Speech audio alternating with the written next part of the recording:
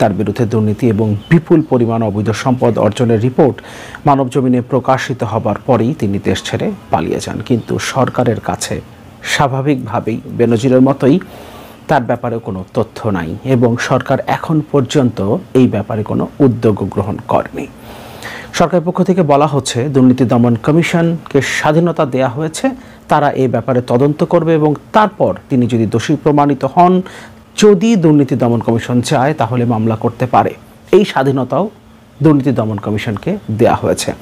এই কথার মধ্য দিয়েই দুর্নীতি দমন কমিশনের উপরে সরকার প্রকৃতপক্ষে তার কর্তৃত্বটা দেখাচ্ছে। সরকার দুর্নীতি দমন কমিশনকে স্বাধীনতা দেবার কে, এবং দুর্নীতি দমন কমিশন যদি কাউকে দোষী প্রমাণিত করতে পারে তারপর তারা মামলা করবে, এটাই তো স্বাভাবিক। সরকারি দলের সাধারণ সম্পাদক এবং সরকারের সেতুমন্ত্রী বলছেন আমরা স্বাধীনতা দিয়েছি দুর্নীতি দমন কমিশনকে, আমরা স্বাধীনতা দিয়েছি তাদেরকে মামলা করার। এর মধ্য দিয়েই সত্যিকার অর্থে দুর্নীতি দমন কমিশনের উপরে সরকারের কর্তৃত্ব পরিষ্কারভাবে প্রমাণিত হয়। গত কয়েকদিন আমার এই চ্যানেলে বেনজিরের আসল গডফাদারকে খুঁজে বের করবার জন্য 3টা ভিডিও করেছিলাম এবং ভিডিওগুলোতে আমরা খুঁজে বের করার চেষ্টা করেছি বেনজিরকে দেশ থেকে পালিয়ে যেতে কে সহযোগিতা করলো, বেনজিরের বিরুদ্ধে দুর্নীতি দমন কমিশন যে তদন্ত করছে সেটাকে কে প্রভাবিত করবার চেষ্টা করছে, এবং এতদিন বেনজিরকে কে পৃষ্ঠপোষকতা দিয়েছে, কার ছত্রছায়ায় কার পৃষ্ঠপোষকতায় বেনজির এত বড় একটা দানব হয়ে উঠেছে, এভাবে দুর্নীতির মাধ্যমে বিপুল পরিমাণ অবৈধ সম্পদ অর্জন করেছে, সেই গডফাদারকে খুঁজে বের করবার চেষ্টা করেছিলাম। আসাদুজ্জামান মিয়ার দুর্নীতির তথ্য আমাদের সামনে আসবার পর স্বাভাবিকভাবেই আমরা এরকম আরেকটা চরিত্র দেখতে পারবো, কিংবা একই চরিত্র আবার আমাদের সামনে আসাদুজ্জামান মিয়ার গডফাদার হিসেবে আবির্ভূত হতে পারেন এমন ধারণা আমরা করছিলাম, এবং এবার আমরা দেখতে পাচ্ছি ভিন্ন আরেকটা চরিত্র আসাদুজ্জামান মিয়ার পক্ষে অবস্থান নিয়েছে। সেই জায়গাটা আমরা দেখব। তার আগে আমরা একটু দেখি দুর্নীতি দমন কমিশন কি বলছে আসাদুজ্জামান মিয়া সম্পর্কে। একটা রিপোর্ট পড়ি বাংলা ভিশনের। বিপুল সম্পদের খবর প্রকাশের পর দেশ ছাড়লেন সাবেক ডিএমপি কমিশনার। ঢাকা মেট্রোপলিটন পুলিশের সাবেক কমিশনার আসাদুজ্জামান মিয়া সস্ত্রীক দেশ ছেড়েছেন। গেল সপ্তাহে তারা আমেরিকায় গেছেন। ওই দেশেও তিনি বিভিন্ন সম্পত্তি গড়ে তুলেছেন, সেই সাথে বিনিয়োগ করেছেন বিভিন্ন খাতে। এছাড়া সেখানে তাদের ছোট ছেলে আসিফ মাহাদিন পড়াশোনাও করেন। সম্প্রতি আসাদুজ্জামান ও তার পরিবারের বিপুল পরিমাণ সম্পদের খবর প্রকাশ পায়। এরপরই দেশ জুড়ে শুরু হয় নানা আলোচনা সমালোচনা। দুর্নীতি দমন কমিশন ঈদুল আজহার ছুটি শেষে তার সম্পদের বিষয়ে অনুসন্ধান কার্যক্রম শুরু করতে পারে। এরই মধ্যে তিনি দেশ ছাড়লেন। এ বিষয়ে দুর্নীতি দমন কমিশনার জহুরুল হক গণমাধ্যমকে জানান, আসাদুজ্জামান মিয়ার সম্পদের তথ্য প্রকাশের খবর তার নজরে আসেনি।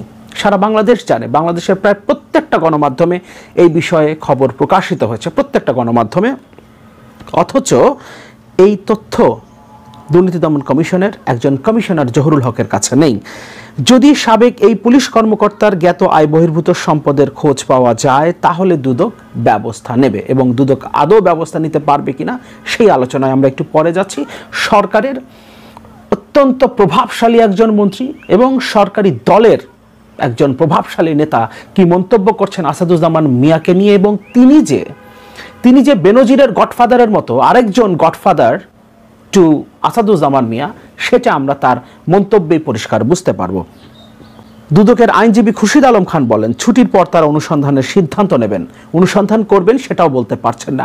স্বাভাবিকভাবেই দুর্নীতি দমন কমিশন সরকারের দিকে তাকিয়ে থাকে। সরকার যার ব্যাপারে তদন্ত করতে বলে তার ব্যাপারেই তারা তদন্ত করেন, এই কারণে তারা এখনো সিদ্ধান্ত নিতে পারেননি। সরকারি দলের সাধারণ সম্পাদক এবং সেতুমন্ত্রী ওবায়দুল কাদের মন্তব্য করেছেন যে দুর্নীতির তথ্যগুলো গণমাধ্যমের কল্যাণে আমাদের সামনে আসছে, সেগুলো নিয়ে আমরা ব্যবস্থা নেব। তদন্তের পরে যদি দোষী সাব্যস্ত হয় কেউ, তাহলে তার বিরুদ্ধে মামলা করা যেতে পারে, তখন তার ব্যাপারে ব্যবস্থা নেওয়া হবে। সাবেক ডিএমপি কমিশনার আসাদুজ্জামান মিয়ার বিপুল পরিমাণ অবৈধ সম্পদের যে তথ্য গণমাধ্যমে উঠে এসেছে, তারপর বেশ কয়েকদিন তিনি কিন্তু দেশে ছিলেন, এবং তাকে যদি সরকার আটকানোর ন্যূনতম চেষ্টা করত তাহলে সাথে সাথেই তার অন্তত তার দেশ ত্যাগে একটা নিষেধাজ্ঞা দিতে পারত। আপাতত যতদিন তার বিরুদ্ধে তদন্তটা চলে, সরকার কিন্তু সেটা করে নাই। অথচ মাহমুদুর রহমান মান্নার পাসপোর্ট আটকে রেখেছে আজ 9 বছর ধরে। অথচ যে দুটো মামলা তার বিরুদ্ধে দেয়া হয়েছে, সেই মামলা দুটোর চার্জশিট অর্থাৎ অভিযোগপত্র এখন পর্যন্ত দেয়া হয় নাই।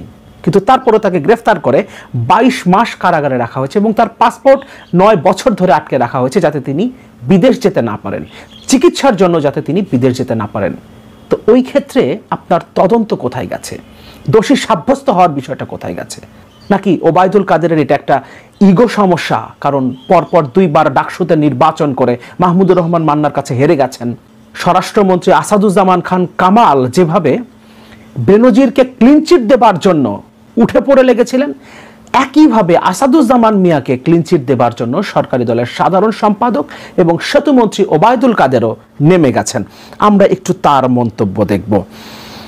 আসাদুজ্জামান মিয়া প্রসঙ্গে কাদের যত প্রভাবশালী হোক দুর্নীতির তদন্ত করা হবে।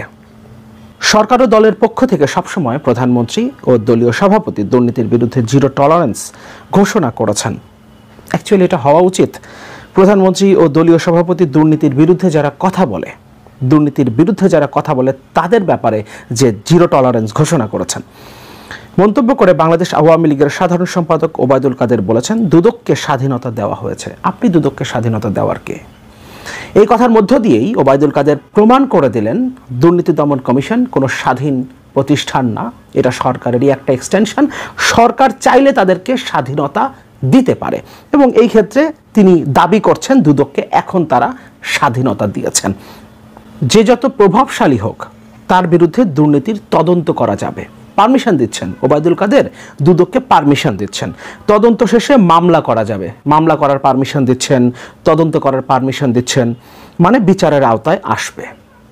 ওবায়দুল কাদের দুর্নীতি দমন কমিশনকে পারমিশন দিলেন, তাদেরকে স্বাধীনতা দিলেন প্রথমে, এরপর তাদেরকে পারমিশন দিচ্ছেন প্রভাবশালীদের বিরুদ্ধে দুর্নীতির তদন্ত করা যাবে, তদন্ত শেষে মামলাও করা যাবে। এটাই আসলে সরকারের সত্যিকারের চরিত্র। ওবায়দুল কাদেরকে ধন্যবাদ, তিনি প্রমাণ করে দিয়েছেন তার এই মন্তব্যের মধ্য দিয়ে যে দুর্নীতি দমন কমিশন বাস্তবিক অর্থে সরকারের একটা এক্সটেনশন, এটা কোনো স্বাধীন প্রতিষ্ঠান না। ওবায়দুল কাদের বলেন, আসাদুজ্জামান মিয়ার বিরুদ্ধে দুদক তদন্ত করেনি, তার ব্যাপারে কি করে জানবো? সরকারের নজরে আসার আগে সরকার কিভাবে ব্যবস্থা নেবে? যখনই কোনো দুর্নীতির অভিযোগ নজরে এসেছে ব্যবস্থা নিয়েছি। আপনার নজরে আসে নাই কেন? আপনার কাছে তথ্য নেই কেন? আপনার স্বরাষ্ট্র মন্ত্রণালয়ের কাছে তথ্য নেই কেন? আপনারা তাকে ডিএমপি কমিশনার বানিয়েছেন এবং সেই সময় সে বিপুল পরিমাণ অবৈধ সম্পদের মালিক হয়েছে, সে দুর্নীতি করেছে, সেই তথ্য আপনাদের কাছে নাই। আপনারা কি এতই অথর্ব? কিন্তু বিরোধী দলের উপরে যখন আপনারা ব্যবস্থা নেন, তাদের উপরে নিপীড়ন চালানোর সময় তো আপনাদেরকে এত অথর্ব মনে হয় না।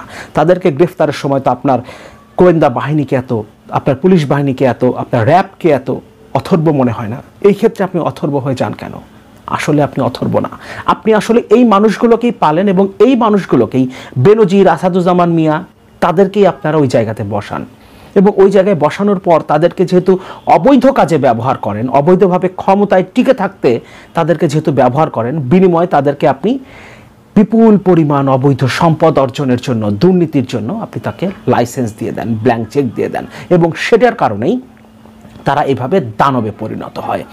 সুতরাং তাদের ব্যাপারে তথ্য আপনার কাছে আগে থেকেই ছিল, আপনারা সবই জানেন, কিন্তু জানার পরে যদি আপনি না জানার ভান করেন সেক্ষেত্রে আপনাকে তো জানানো যাবে না। গণমাধ্যমে আসার পর কিংবা সরকারের নজরে আসার পর সরকার কারো দুর্নীতির বিরুদ্ধে ব্যবস্থা নেয়নি এমন ঘটনা ঘটেনি। গণমাধ্যমে আসার পর এতটাই অথর্ব আপনারা। মানবজমিন আসাদুজ্জামান মিয়ার দুর্নীতির তথ্য পেয়ে গেল, কালের কণ্ঠ বেনজিরের দুর্নীতির তথ্য পেয়ে গেল, মার্কিন যুক্তরাষ্ট্র সাবেক সেনাপ্রধান আজিজ আহমেদের দুর্নীতির প্রমাণ পেয়ে গেল। আপনাদের কাছে তার কোনো তথ্যই নাই, আপনাদের কাছে কোনো তথ্য নাই। এই তিনজনের ব্যাপারে কোনো তথ্যই ছিল না। এটাকে বিশ্বাসযোগ্য কিছু এবং এই কথাগুলো আবার আপনারা সাংবাদিকদের সামনে বলে বেড়ান। সাংবাদিকরা আপনাকে যখন পাল্টা প্রশ্ন করেন তখন আপনারা ক্ষেপে যান, সাংবাদিকদের প্রশ্নের উত্তর দিতে চান না। সেটা সরকারি দলের সাধারণ সম্পাদক ওবায়দুল কাদের যেমন, তেমনি অর্থমন্ত্রীর ব্যাপারটা অবশ্যই স্বাভাবিক, কারণ দেশের অর্থনীতিকে তার সরকার, বিশেষ করে বিগত 3টা সরকার যে জায়গায় নিয়ে গেছে, এতদিন পরে এসে তিনি অর্থমন্ত্রীর দায়িত্ব পাওয়ার পর তার মাথা ঠিক থাকবার কথা না, এটাই স্বাভাবিক। আওয়ামী লীগের সাধারণ সম্পাদক বলেন, দুদককে স্বাধীনতা দেওয়া হয়েছে, কেউ দুর্নীতি করলে তদন্ত ও মামলা করার নিরঙ্কুশ স্বাধীনতা আছে তাদের। যার বিরুদ্ধে দুর্নীতির তদন্ত হয়নি সে বিষয়ে কথা বলে অন্ধকারে ঢিল ছুড়ব কেন? তাহলে মাহমুদুর রহমান মান্নার ব্যাপারে আপনারা তদন্ত শেষ করতে পারেননি, এখনো চার্জশিট দিতে পারেননি, তাহলে সেখানে অন্ধকারে না আলোতে ঢিল মারছেন কেন? আপনারা আসাদুজ্জামান মিয়া, বেনজির, আজিজদেরকে বাঁচানোর চেষ্টা করেন, আর আপনারা একজন রাজনীতিবিদকে যার সাথে 2 বার ডাকসু নির্বাচন করে হেরে গেছেন, যার ডিএসের কাছে একবার নির্বাচন করে আপনি হেরেছেন, তাকে যখন জেলে পুরে রাখেন, তার পাসপোর্ট যখন দেন না, তখন মনে পড়ে না যে তদন্ত ছাড়া কোনো একজন ব্যক্তি যদি দোষী সাব্যস্ত না হয় তার আগ পর্যন্ত তার বিরুদ্ধে কোনো ব্যবস্থা নেওয়া যায় না? তখন মাথায় আসে না? বেনজির এবং আনারকে ক্লিনচিট দেবার জন্য স্বরাষ্ট্রমন্ত্রী আসাদুজ্জামান খান কামাল চেপে মাঠে নেমেছিলেন। এবার আসাদুজ্জামান মিয়ার পক্ষ নিতে ওবায়দুল কাদের ঠিক সেভাবেই মাঠে নেমেছেন। সামনে হয়তো আমরা আরও কয়েকজনকে দেখতে পাবো আসাদুজ্জামান মিয়ার পক্ষে কথা